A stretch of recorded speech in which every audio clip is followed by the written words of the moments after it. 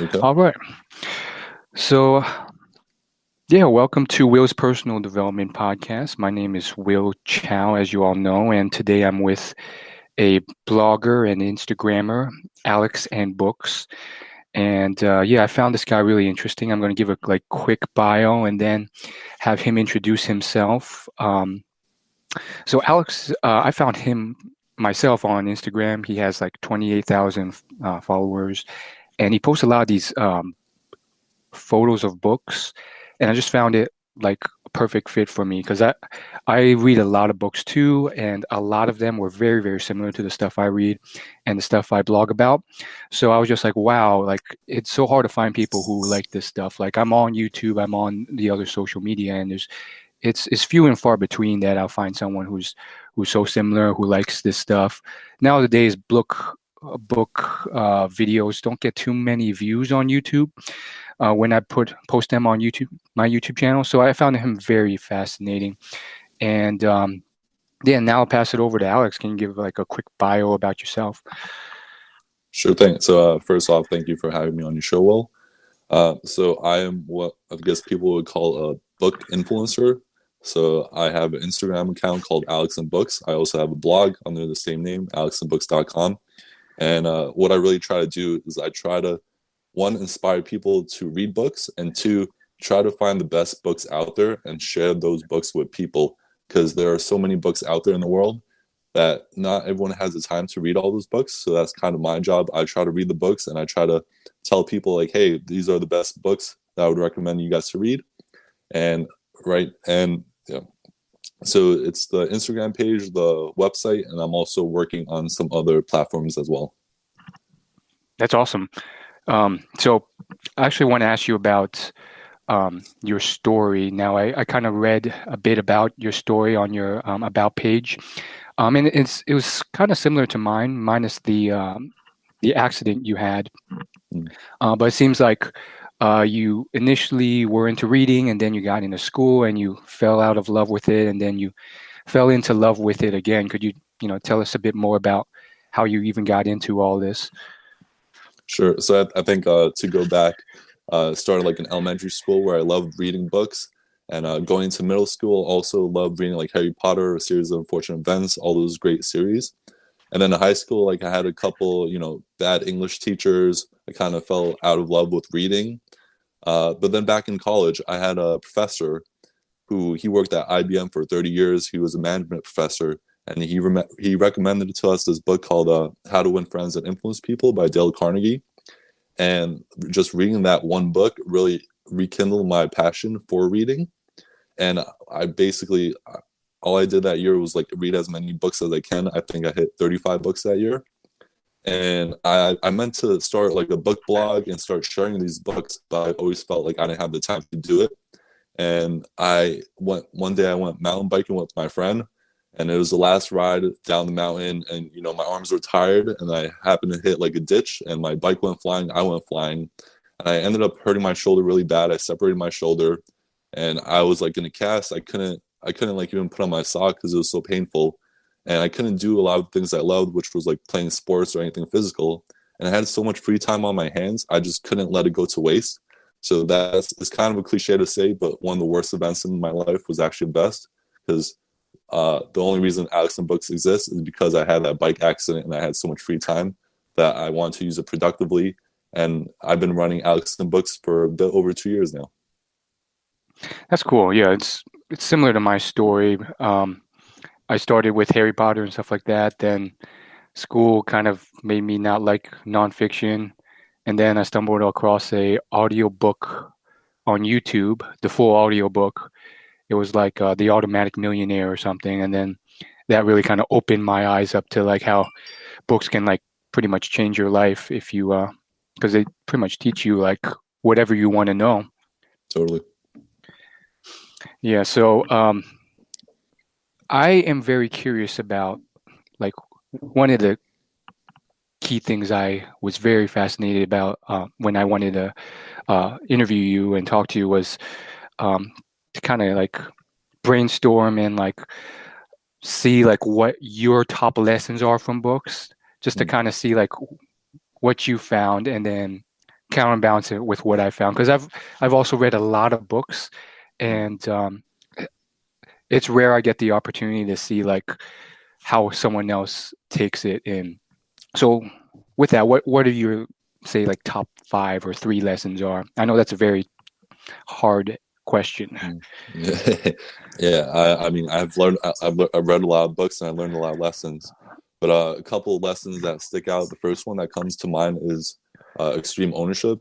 This is a book by Jocko Willink and Leif Babin, and these guys were Navy SEALs, and they take lessons from battlefield and from war, and they apply them. They show how you could apply them to like every aspect of your life, and especially extreme ownership, which means taking full responsibility for everything that happens, so you don't blame it like, hey, this isn't my fault. This guy should have been doing this. It's like, hey, I'm the boss. This guy's under me. I'm responsible for him. And just you could take extreme ownership in every aspect of your life, whether it's at work or your relationship or like anything else, really. So I'd say that's one. A second one would be The Compound Effect by Darren Hardy. So the compound effect means that the tiny actions you take every day may not make a difference like this day or this week, but over time, it'll be an extraordinary difference. So, for example, saving $5 every day, not getting that cup of coffee may not seem like a huge difference. But if you do that every day for a year, then you could save over $1,000. And if you invested that money, it'll multiply even more. So every day, try to do a tiny habit that will make your life better. And also the book I mentioned before, How to Win Friends and Influence People. It's such an important skill to be able to interact with people, to be social, and also just to be a good person. That's one of the best ways you make friends. Is you're someone that people want to hang out with. You're a good person. People know they could trust you. And that book changed my life, and the lessons I learned from it changed my life as well. Yeah, that's awesome. Yeah, that was one of the big things like I took away from the compound effect, is that these like small changes in your behavior you may not see an impact until like 30 or 40 years later. So it Totally. really just kind of like it taught me to be patient, and it really explained why and how these things can like compound over a long period of time. I'll tell you one, like, I'm curious what you think about this, but one of the things I learned, like the top things I learned from all these books, is that there's so many factors you can, so many levers you can pull for success that most people don't even realize. I think a lot of people default to, oh, it's just hard work and patience and focus, and those are important. But especially this year, I've been reading all these books that mention like things I've never heard of before, like Brian Grazer, who's like this huge Hollywood producer. He's like he created the film 8 Mile with Eminem, and he made a lot of other famous films. He wrote 2 books on this thesis that says that curiosity is what made him successful. Like, he's super curious about every person he meets. Mm-hmm. And then, I mean, his second book was on curiosity, but it was more so on like how personal relationships did it. So I found that very fascinating. Like, most people never hear curiosity. And then there's, of course, emotional intelligence, another lever you can pull. And all these other ones that are just amazing. Like, this is one I saw on your Instagram that I was also reading too. Joe Navarro stuff, which I just discovered is incredible. Like, he unlocked a whole world, a whole tapestry of body language that I had no idea about. Like, I would say I'm average in social skills, but like I had no idea that like the way you tilt your feet or the way you put your hands down can tell so much. So that Yeah. was incredible. Yep.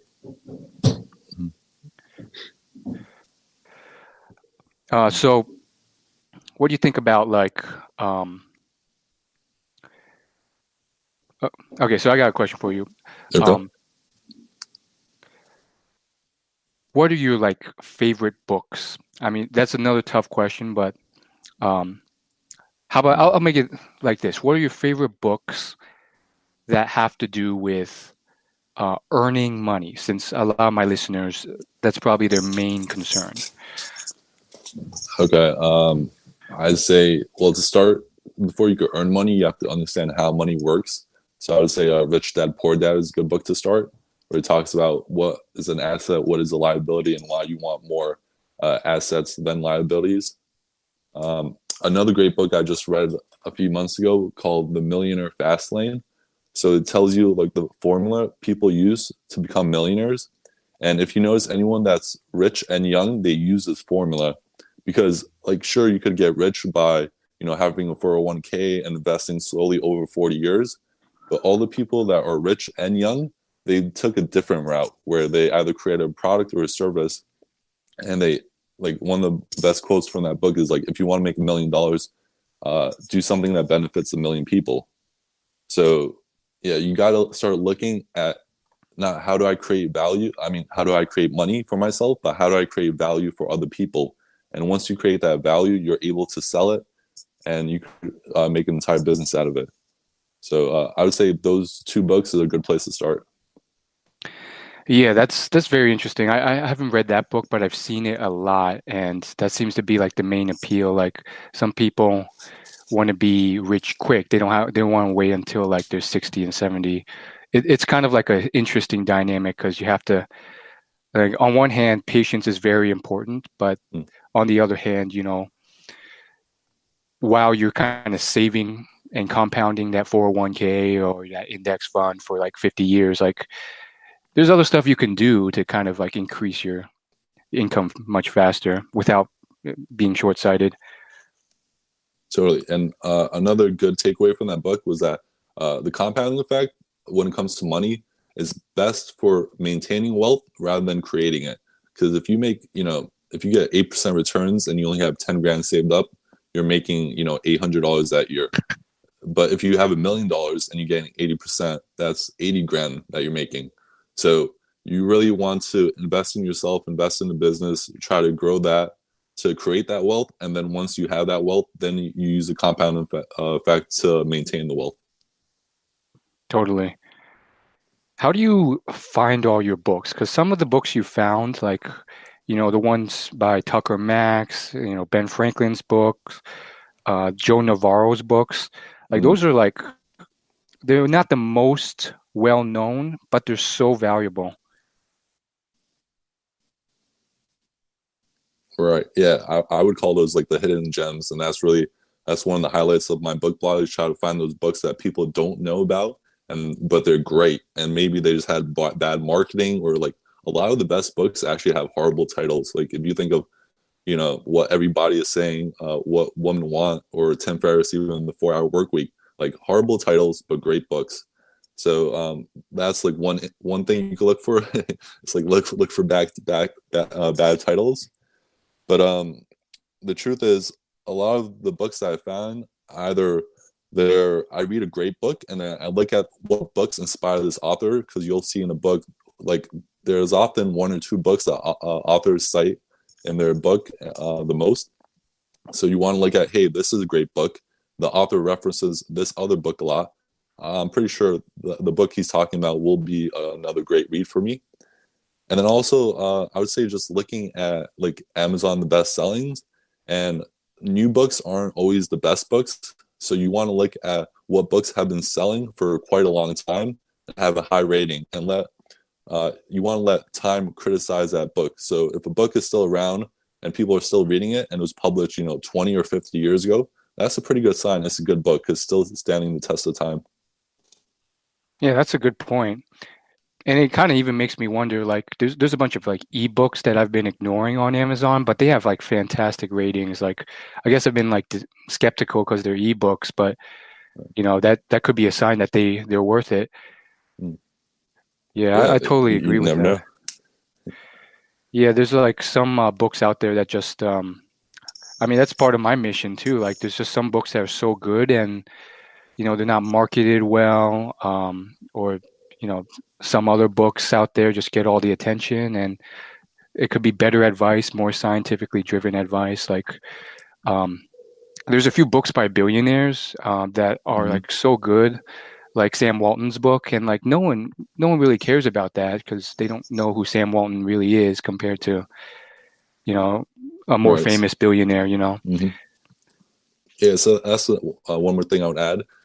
Just because someone's like a celebrity or they're really well known, it doesn't mean their book, even though like sometimes the marketing advertising gets to people and they say, hey, this person, I love them in this movie, or like I really look up to them, so I'm going to buy their book. But not necessarily the most like the biggest or the newest book right now isn't it's not going to be the best book.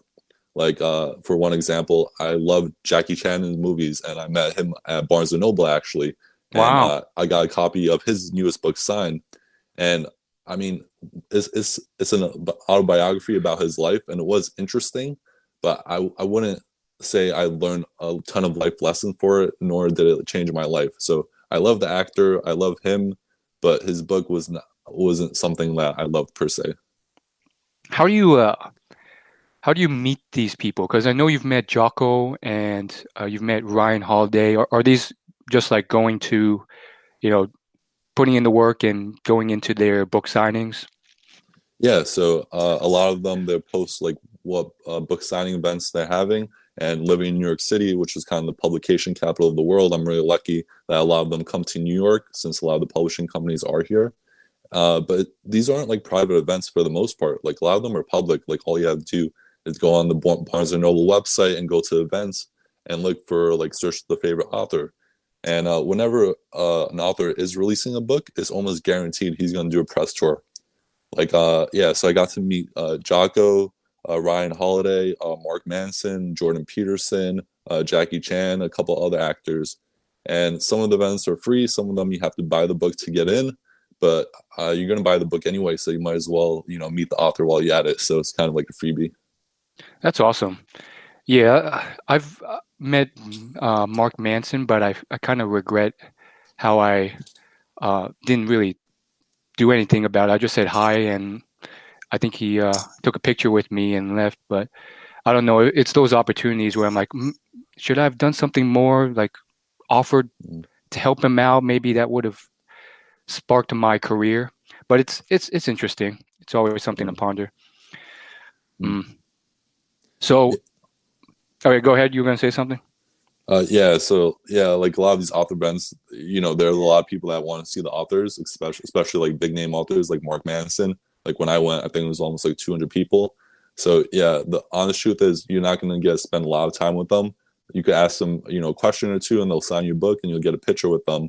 But yeah, I would say don't be too disappointed because they're always pretty busy as well. That's true. That's true. Yeah, and going back to that point about like how you find books, I just wanted to share like how I usually find them. You gave some good insights there. I usually, I mean, it's through a lot of different channels. Like listen to podcasts, find new podcasts.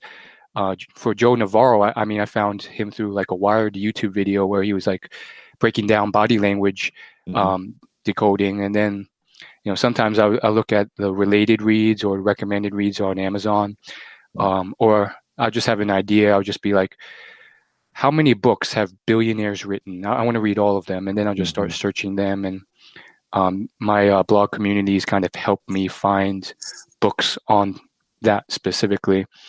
Um, so yeah, it's really cool, and I'm definitely here to help you on that mission because I think there's just so many books out there that are underrated or unknown. Um, Yep, totally agree. so what books do you disagree with that are very popular? Because I have one in mind by a specific author that Ooh, I just disagree with a lot. mm, that's a tough one. I wouldn't say maybe disagree with, but there's some authors I feel like uh, maybe you kind of get the point what they're trying to say, and it doesn't have to be 300 pages to understand what they're saying. Hmm. Hmm. And then some books are just they're kind of dated. Like if a book was written maybe in the 80s and it got good reviews, well, this is mostly like with science books because science, you learn new things every year. So uh, I wouldn't say maybe disagree with, but there's some books that either need to be updated or like they could just been a lot shorter. Yeah, yeah. Gary Keller's one thing comes to mind. That could have been like 100 pages or less. Yeah. Yeah. What was the book you had in mind? Robert Greene's books. Okay. people love those books. Like they're so Mhm. popular, like the 48 Laws of Power and stuff. Right. But I've read them, and I mean, I'll consider his opinions and stuff, and like they are like solid, you know, case studies. But I don't know if the modern world works like that. Maybe like because a lot of his examples were from like medieval times where like Right. someone's best friend backstabbed them and slaughtered their family and stuff. But Mm. it just like compared to all the other like success advice I've gotten that usually makes me feel positive and optimistic, that one made me feel very paranoid and skeptical. And I'm already like, sometimes I'm already a bit paranoid. So it's like, oh my gosh, is my best friend going to backstab me? Is this guy going to, you know, Yeah. keep your enemies closer? I just didn't feel right Mm. about a lot of his points. Right. Yeah. His books are kind of like the dark arts. So a lot of them, like, power, seduction, war, strategy. So it is, yeah, I can understand why you might get a little paranoid reading those books. So my next question is, um, has your knowledge turned into any noticeable results in the real world? Yeah, I would say, yeah, if you read like so many books, like, and kind of like the same lesson coming over to you over and over again, you kind of absorb that. And what I always try to do is I try to write down like the main maybe two or three lessons I took away from the book and try to figure out how you could apply those lessons to your life. So a great book is Atomic Habits, which teaches you how to get rid of your bad habits and force better habits. So one simple thing is a lot of your habits are based on your environment. So not only do you want to make your bad habits harder to do, but your good habits easier to do. So like one thing I try to do is like I try not to buy any junk food or sweets, so that way I don't have any bad food to eat at the house. But if I do buy them, I'll put them on the top shelf where it's a lot harder to reach than putting it on the bottom shelf. And like for a good habit is, I'll put like the fruit and the vegetables in like the front of the fridge. So it's like the first thing I see and the easiest thing to grab. And I'll put maybe like a dark chocolate in the back of the fridge. So it's a lot harder and it's a lot more effort to get. And another thing I did was I actually sold my Xbox so I could read more books. So yeah. uh, so I would say I've implemented a lot of lessons I've learned, and it'll take me a while to talk about a lot of them, but just that one makes a pretty good example. Yeah, I think action is so important, and it's great that you've started taking action on some of this because there's so many people that just read these books and then like they don't do anything with them, and Mm. I mean all that knowledge in their head ends up being useless because they don't really turn it into anything. Yeah, I found like certain habits or certain lessons are like much easier to implement than others from books. Like some things like networking is just like it takes a lot more effort for me to go out there and do it versus smaller things that they teach like put this amount of money in a 401k. Right. Yeah. Yes, I think with especially like social skills, it comes back to like you have to remember the lessons, and then you also have to apply them like in real life while you're interacting. So it's like trying to do two things at once. But it's important just to be conscious of lessons you learn, and don't try to apply everything at once because that's just going to be like too hard as information overload. So maybe just start with like one lesson, like look people in the eyes more often, or give a firm handshake, and just try to do like one or two things like next time you meet someone. Don't try to do 20 steps to make yourself more social because you're just going to get lost doing that. Yeah, that makes sense. Have you found it difficult to it like what's your like greatest like result that you've seen from you know all these books that you've read? I feel like I've become like a kind of like a Wikipedia of knowledge for myself. So like whenever I have a problem, I'll think back, okay, is there a book I've read or something that could help me in this situation? Reading the book Meditations by Marcus Aurelius has been great. It talks a lot about stoicism. So like whenever a bad event comes up, you think back to like the stoicism book that you read, or if if something else happens at work or something, I think back to the book Discipline Equals Freedom by Jocko Willink. It's like, okay, this is my responsibility. What can I do to help out here? And yeah, so like I would say whenever something comes up, I try to think back, is there something that's happened that I read about in the past that's been a similar situation? How did they handle it? How could I apply that information to make things better? Cool, cool. Yeah, so you've kind of, taken those lessons and applied them to, when you have those issues come up in life. Totally. So my next question is, what's the future hold for you? Like, is Instagram and your blog currently like a hobby that you want to turn into a business? Have you thought that far yet? What are your thoughts there? Yeah, so it started as a hobby. I figured I'm reading all these books, I'm learning a lot of these lessons. I might as well share them with people and hopefully inspires like one or two people. And now about 2 years later on Instagram, I have over 28,000 followers, which isn't a lot, but it's getting up there and it's growing I'm getting about like 1,000 followers a week. So it's growing. Mm-hmm. And yeah, one of the best perks is like publishers will send me free books to read and, review them. And also I worked with a couple authors where they paid me to read the book.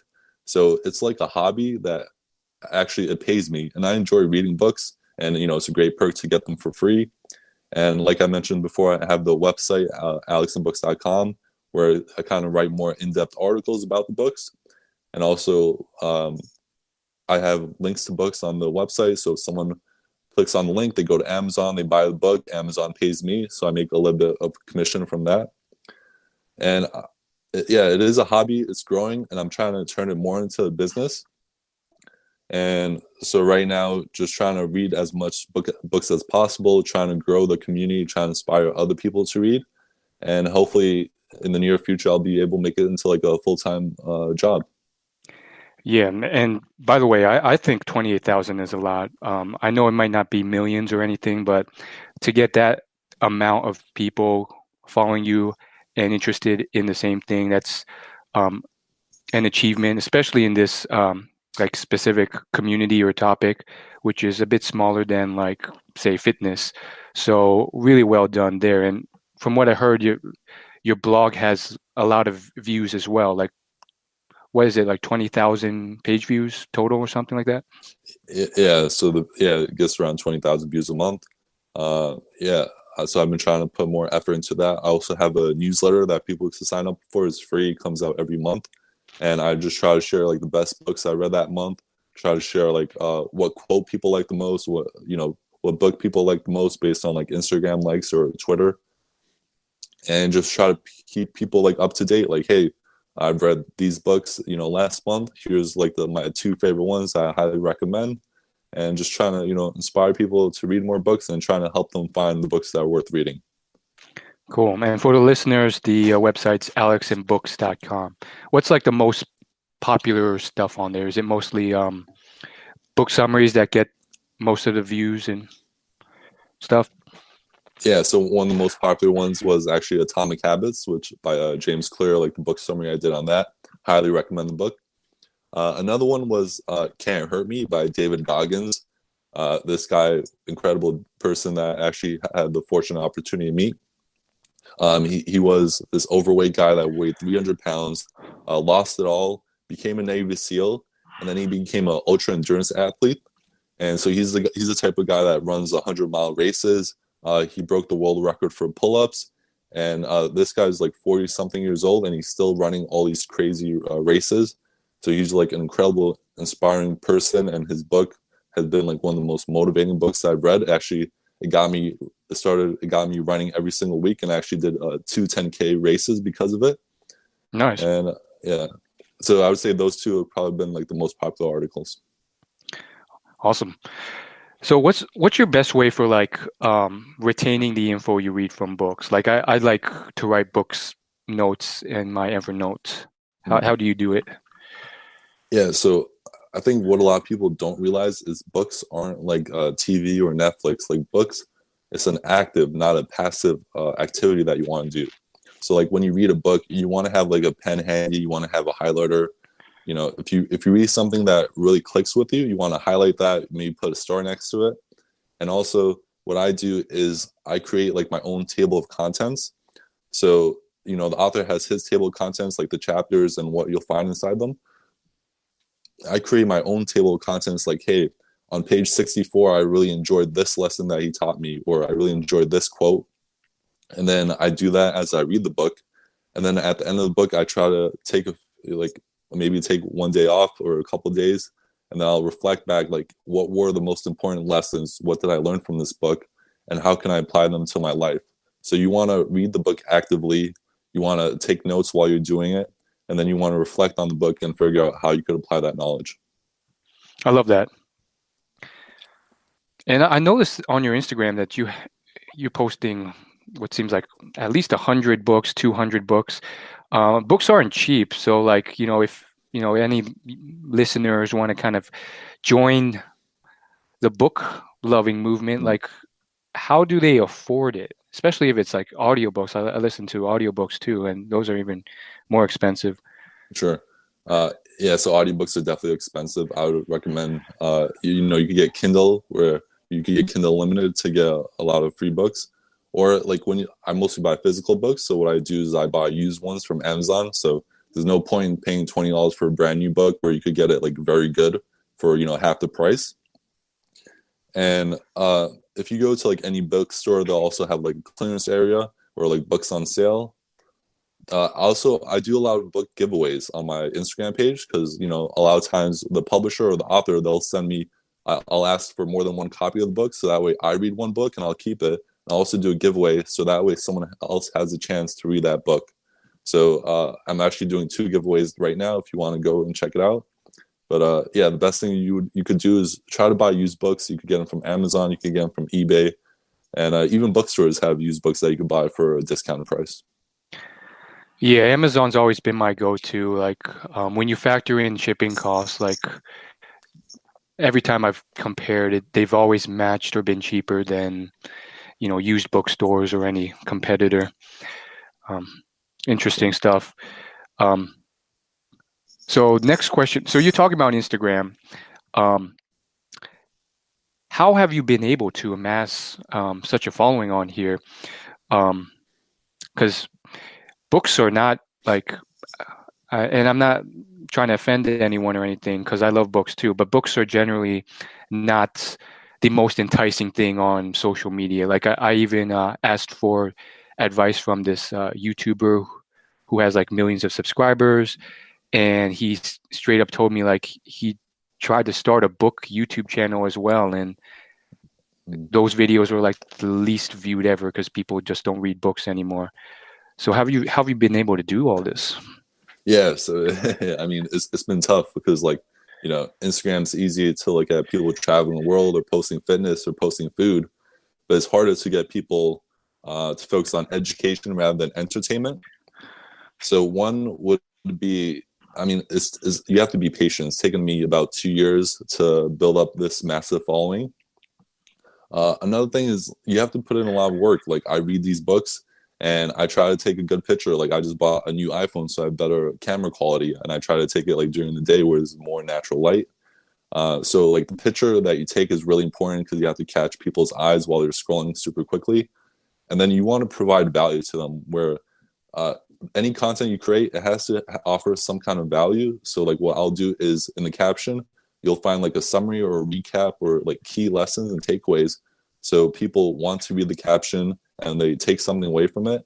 And a lot of times I won't just include the book, but I'll also include pictures of some of the quotes that really like hit me hard. And actually some of my top Instagram posts have been just a carousel of quotes. Like here are the 10 quotes from this book that I really loved. And what I found was like a lot of people will save that post. A lot of people will share it. A lot of people will tag their friend and be like, hey, you got to check out this quote.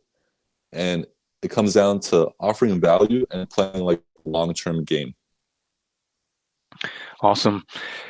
What are your like top 2 or 3 like most surprising books? Like you went in there thinking it wasn't going to help you much or be valuable, and then you're just blown away when you read it. Yeah. So one would be called The Creative Curve by Alan Gannett.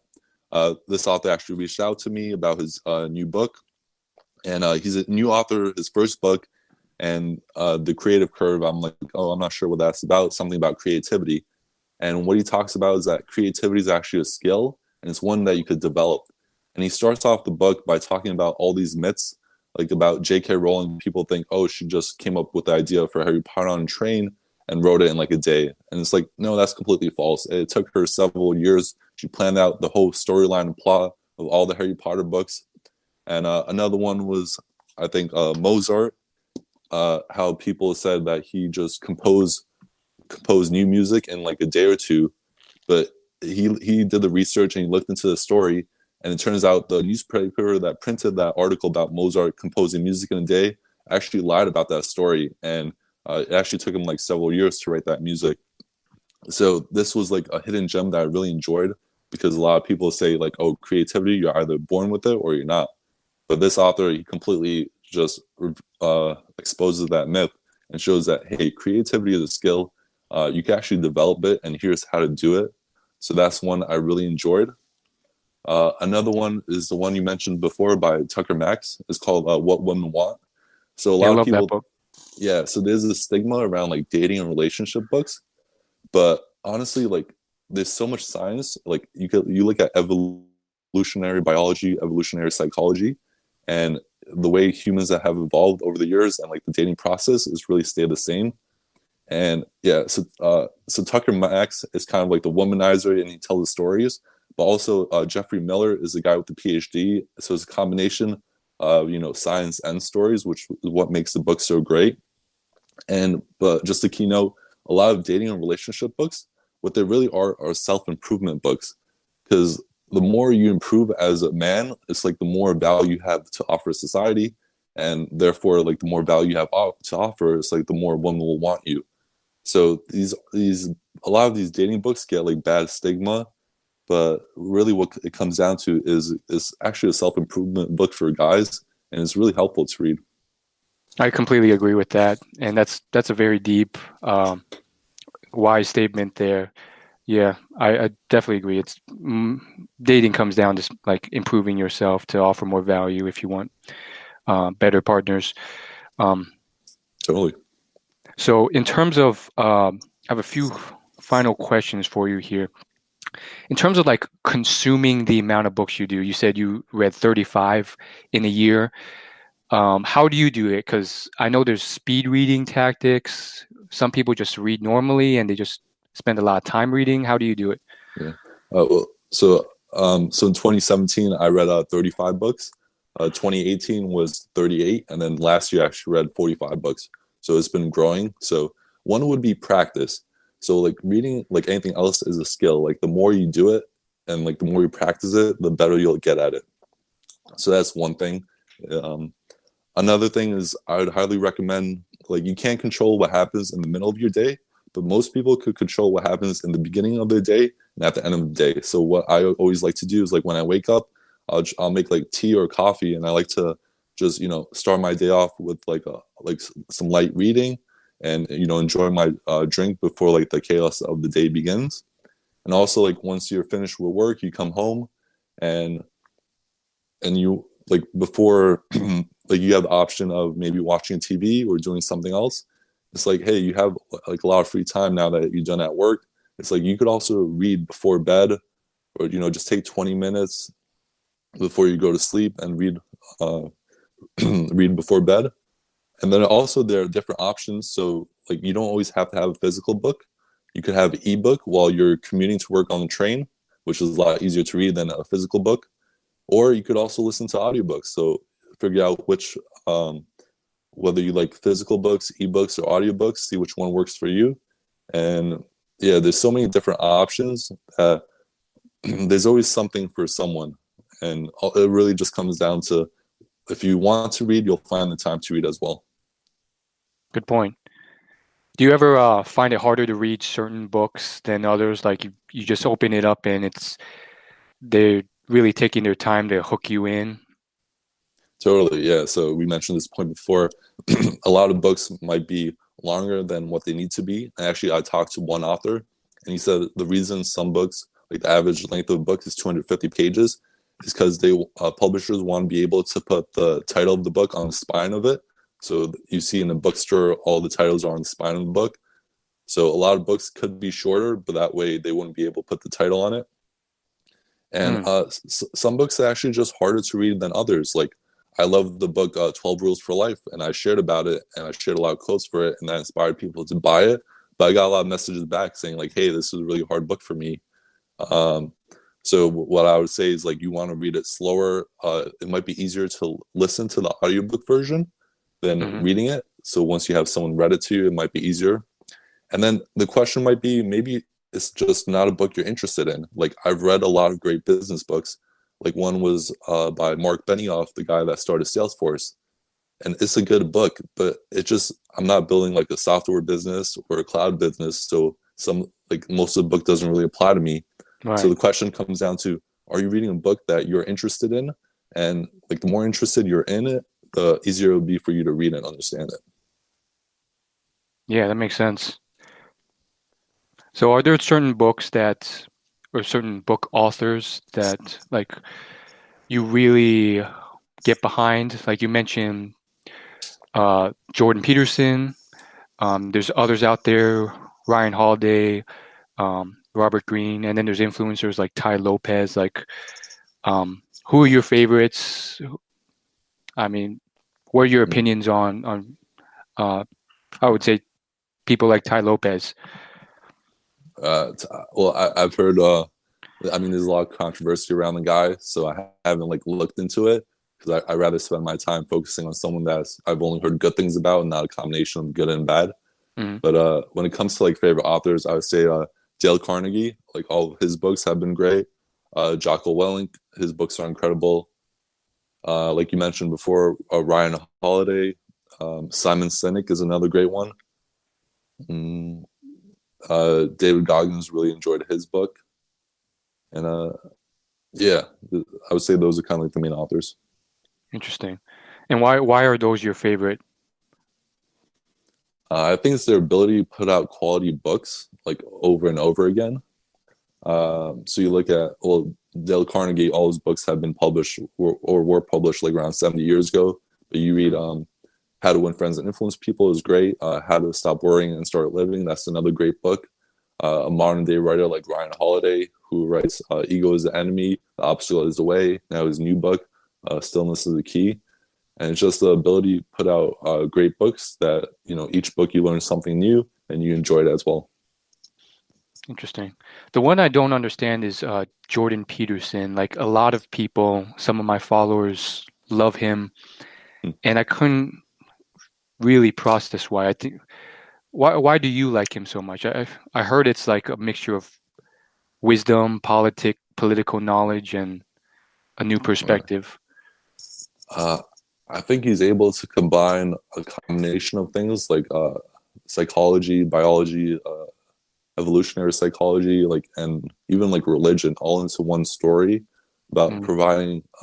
Like the book title is 12 Rules for Life, and that's exactly what he does. So he combines all these sciences and even multiple religions to explain like the 12 rules and like the guidelines to live your life. And if you look at like his YouTube channels, what the first thing I found now it's up to I think over 2 million subscribers. Uh, like I've watched all his biblical lectures where he looks at religion through like a different lens, like through science and through psychology mostly. And the way he's able to articulate stories, like he even breaks down a lot of Disney movies and looks at the psychology of them. And he's able to teach you like different perspectives about life and like provide helpful guidelines that you could implement to your life today. And he's just been an incredible person. I got the honor to meet him as well. hmm. Yeah, I'll have to check him out then. It sounds interesting. So does he cite his sources and like, or is it just like opinions that he has on psychology and biology? Oh no, he's totally backed by science. So his book is something like 400 pages, and yeah, he has a PhD in psychology. So he actually used to teach at Harvard, and then he went to work at a college in Canada. And yeah, super super intelligent guy. You could watch his YouTube videos too that break down a lot of things. and it's not pseudoscience. It's like actual science. Okay, great. Yeah, that's usually what does it for me. Like, if someone actually cites like credible sources and stuff or not. Yeah, I have to check them out. Yeah, so thank you so much for your time here. I think that's all the questions I have for you. Do you have anything you want to say to the audience, to me, any other discussions you want to talk about before we take off? I just want I hope like anyone that's listening, I hope you found this helpful. If you want to, if you want any book recommendations or you have any questions, you could always reach out to me. My DMs are open on Instagram, so I'm answering questions whenever I have free time. So you could ask me, what kind of book would you recommend for this and this, and I'll try to give you my best answer. And you could also check out, my website, look for my best book recommendations there, and a couple of in-depth articles. And yeah, hopefully I'm able to inspire one or two people listening to grab a book, and hopefully they found something good in this podcast. Thanks so much, Alex. And please subscribe and rate my podcast. And thanks so much for listening. Thank you so much, Will. It's been a great time to you. Awesome.